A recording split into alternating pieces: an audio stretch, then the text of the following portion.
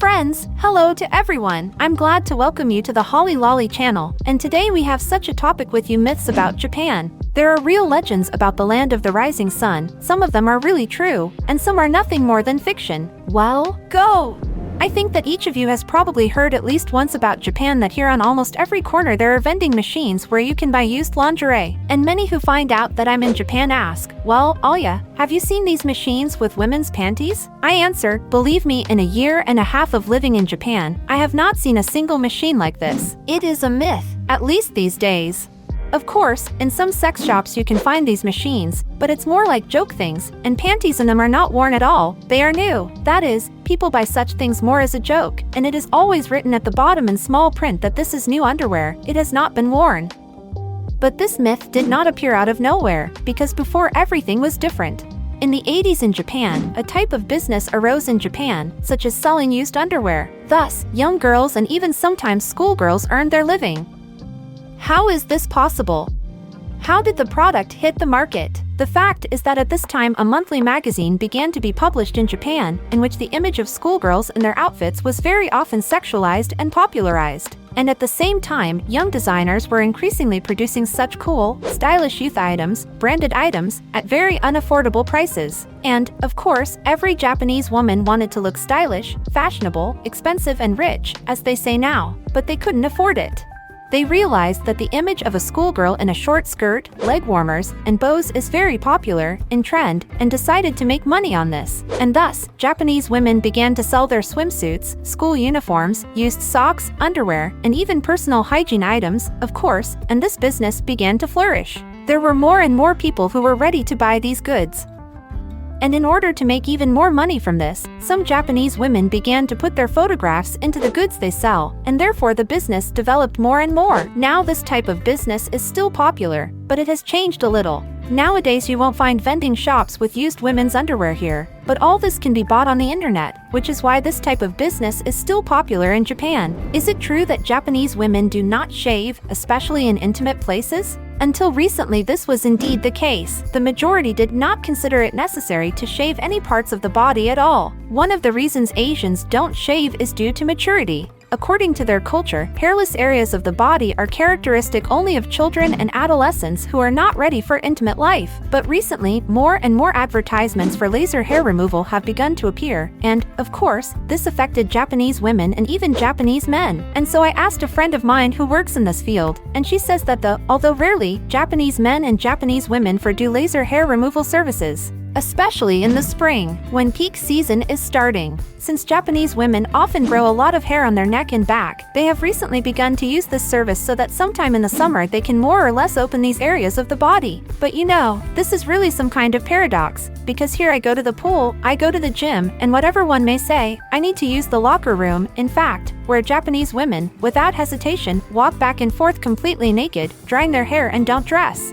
And it's not like you're looking at it on purpose. No, of course, well, while you're changing there, getting dressed, you still look at it somehow, and you'll see naked people, that's it. Actually, I have never seen a single girl who had epilation there. Therefore, I cannot answer this question unequivocally, because according to my friend, she says that the neck, back, and armpits are very often shaved. Men, by the way, still resist shaving their armpits. They often even shave their legs, sometimes even their intimate zone. But they don't touch their armpits. And most women prefer not to shave their intimate areas. And here in Japan, there is even a separate facial shaving service. Some girls even shave off their facial hair. Of course, this is all individual, and the main thing is that a person feels comfortable with himself. So, whether to shave or not to shave is your decision. Geisha are courtesans, and only women can become them. This is another common stereotype about Japan. Geisha, as they are known to the world, appeared not so long ago, in the 18th century. Before this, geishas were men who rather served as jesters, entertaining guests with songs. But several centuries ago they could not compete with women who were much better able at entertaining the samurai with songs, dances, poetry, and playing national musical instruments. These days there is only one male geisha in all of Japan. His name is Aitaro, and he followed the footsteps of his mother and grandmother, who mastered this craft. The word geisha literally means art person. These women entertained guests at banquets, worked as musicians, dancers, comedians, poured drinks and engaged in small talk. By the way, geishas are the smartest girls who read and study a lot, and you can talk to them on literally any topic. It is most correct to compare a geisha with a presenter, dancer, singer, animator, hostess, and all this in one person, but they definitely cannot be compared with girls from sex industry. If a geisha decided to provide services of a sexual matter, then she would subject themselves at enormous risk. This was prohibited by law, and it was forbidden to even appear next to yujo. This is what real sex workers are called in Japan. Perhaps the myth that yujo and geisha are the same thing appeared after World War II thanks to the American military. Many then gave themselves away for geishas in order to earn more, although they did not have the right to do so. Many people believe that the Japanese do not like or hate foreigners.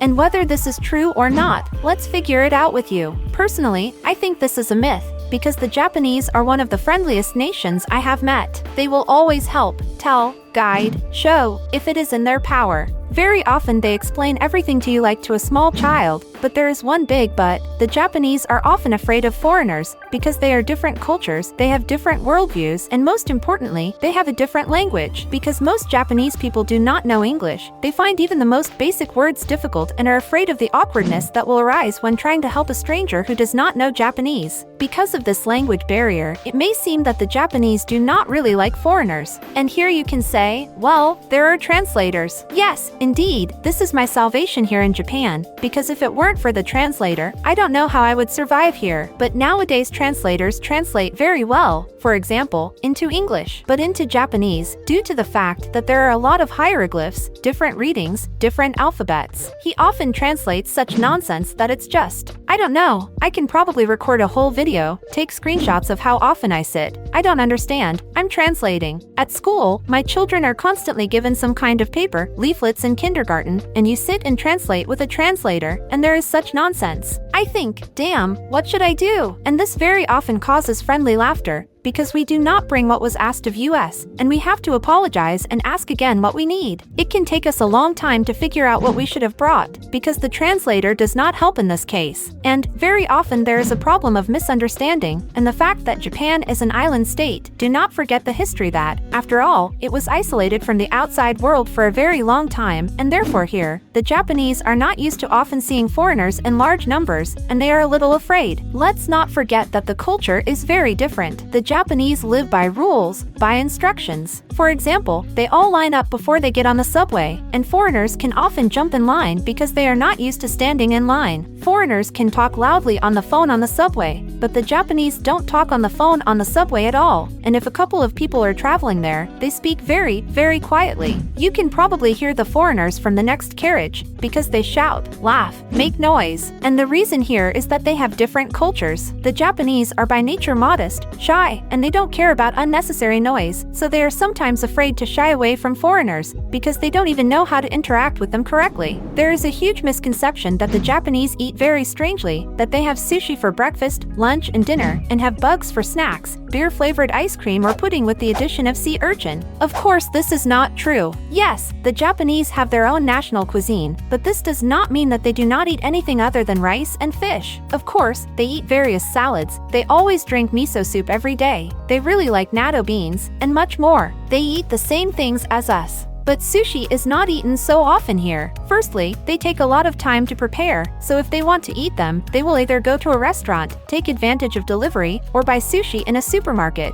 where they sell a huge amount of them and for every taste. And, by the way, there are almost no rolls here in the form in which we are used to seeing them. If I meet them, they are just very, very simple rolls. A sheet of nori, rice, and there is either a piece of cucumber or a carrot. It's all wrapped and finely chopped. These are the rolls here. But some sweets with unusual tastes, with the taste of a beetle, Sprite with the taste of salted watermelon, and all sorts of other wonders. They are rather created for tourists and for people who like to experiment. Most Japanese people prefer products with traditional, normal flavors, but it's cool that there is a country where you can try things you can't try anywhere else. Slurping while you eat is the best compliment to a cook. Is it so? Of course, Japan, like other countries, does not encourage slurping or some kind of uncivilized behavior at the table when you make a lot of different sounds. However, locals make a slight deviation from this rule for the sake of noodles. Yes, indeed, the Japanese say that the taste of noodles is revealed only if you suck them loudly. That's why this dish is eaten loudly in Japan. From personal experience, what can I say? When I first came to Japan, it was 10 years ago as a tourist, and when we first went to a noodle shop, so to speak, in general, we ordered ramen, and then we were shocked that everyone around us was eating noodles very noisily. It was kind of a shock for me. But it was then that I first heard that this is the best compliment to a cook for the reason that the Japanese are introverts, and therefore for the Japanese to directly approach the cook and praise him is an unnecessary and unwanted interaction. Therefore, they will better express their admiration by making loud noises to show that they really like the dish and think it is really tasty. But now, 10 years later, I started asking my friends, and they said that Japanese don't do that anymore. And indeed, when I go to establishments where people eat ramen, they rarely spit there. Therefore, if this was true before, now it is rather an outdated myth. The Japanese cannot drink milk. Is it true? Well, actually, Asians have a higher rate of lactose intolerance than other races. But, for example, if we compare Japan and China, China's level is much higher than Japan's. Even in elementary school, children receive a carton of milk every day for lunch to maintain calcium reserves in the body. But in local stores, unfortunately, the selection of dairy products is not nearly as wide as ours. There is no familiar fermented baked milk, glazed cheese curds, kefir, and much more here. I'm very lucky that Amazon works here because that's where I order what I love, because it's hard to find many products in Japan. I really miss all this, so if I just can't stand it anymore and really want something special, I always use Amazon, where I can order the same cheesecakes, they will arrive, and I can enjoy them. Or there's a store of foreign goods, although it's about an hour's drive from me, so I don't just go there if I really want some cottage cheese, but only if I'm passing through somewhere, so I stock up and bring it home, something I can't find here. There are no unemployed or homeless people in Japan. It is not true. No matter how the government tries to eradicate this, to fight it, there are still such people here.